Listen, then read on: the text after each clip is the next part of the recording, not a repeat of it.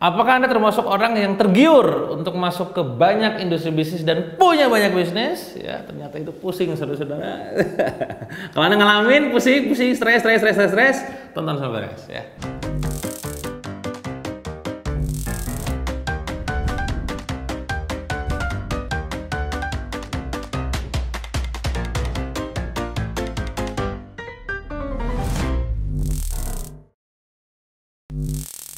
Oke, teman-teman, jadi banyak banget orang yang curhat, terutama para alumni saya yang mereka tuh bertemu akhirnya di kelas dan mulai merasakan kebingungan, kepuyengan gitu ya, pada saat dia mulai terjun ke industri yang lain. Awalnya berawal dari bisnisnya, katakanlah dulunya main skincare, tiba-tiba main fashion, atau dulunya main fashion, tiba-tiba main skincare, tiba-tiba main klinik, atau katakanlah dulunya pemain katakanlah F&B, tiba-tiba terjun dalam dunia properti. Nah itu banyak yang kalut, banyak yang kacau gitu ya.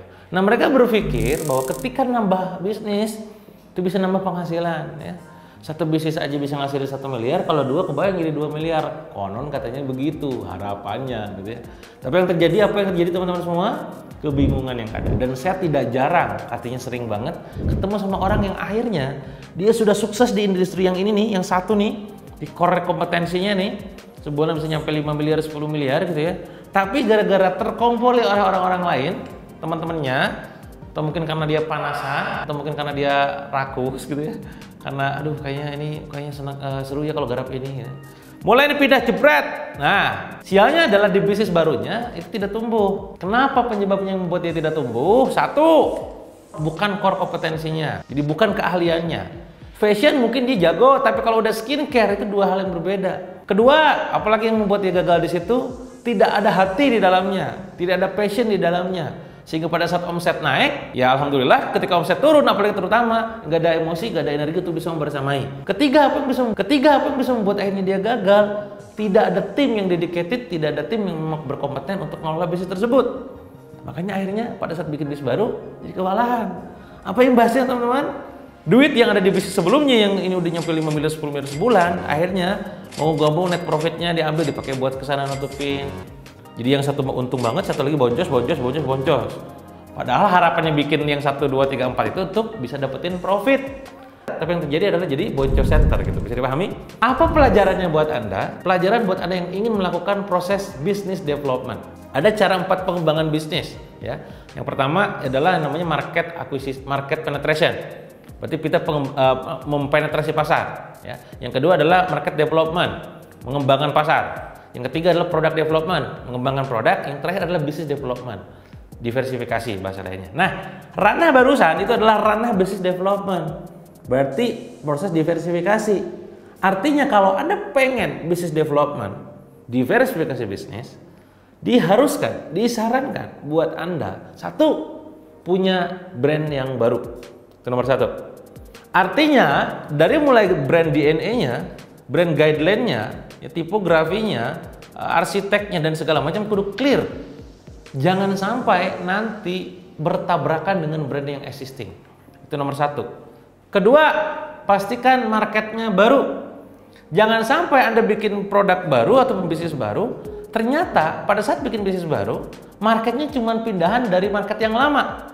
Apalagi Anda menggunakan personal brand. Ngomong A, jebret pindah A, B, pindah dari A pindah ke B. Ya, bukan nambah omset, pindahin omset. Yang kedua, jadi brand baru, marketnya baru. Yang ketiga adalah timnya atau manajemennya harus baru. Kalau Anda menggunakan tim existing, katakanlah seperti tadi, saya jualan fashion, udah di angka 5 miliar, 10 miliar sebulan, bikin skincare, bikin klinik, bikin F&B dan segala macam, dengan tim yang sama, itu udah jelas kompetisi lahannya berbeda. Udah jelas itu udah zona perangnya berbeda gitu loh.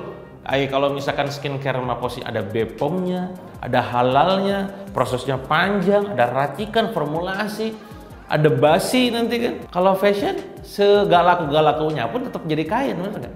Itu natural bisnisnya beda. Jadi catatan buat Anda semua, kalau Anda pengen bikin garap bisnis banyak, Anda harus punya brand yang baru, marketnya baru, timnya baru. Ketika pun nanti misalkan katakanlah Anda kok banyak ini ya gitu ya. Nah, Anda boleh lakukan yang namanya proses holding company. Ya, jadi Anda lakukan terstrukturisasi dari pusat satu perusahaan yang memang itu menaungi semuanya. Yang dimana yang di pusat ini tugasnya di sana Anda sebagai presiden direkturnya, Anda bersama circle satunya siapa orangnya gitu ya. Yang dimana di bawahnya itu adalah perusahaan-perusahaan yang Anda bikin tadi. Itu yang saya lakukan di Trillionaire Enterprise gitu ya.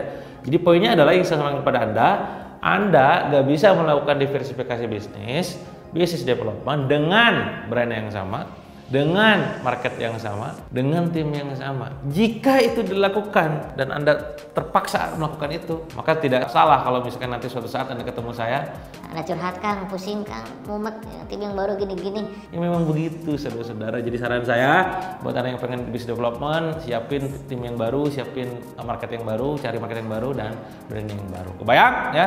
Silakan kalau Anda suka dengan konten ini, jangan lupa like dan komen. Kalau ada mau tanyakan atau request lagi tentang materi apapun, komen aja di kolom komentar. Seperti biasa, jangan lupa subscribe supaya saya semangat lagi bikin videonya ya. Terima kasih, sampai jumpa di video lain.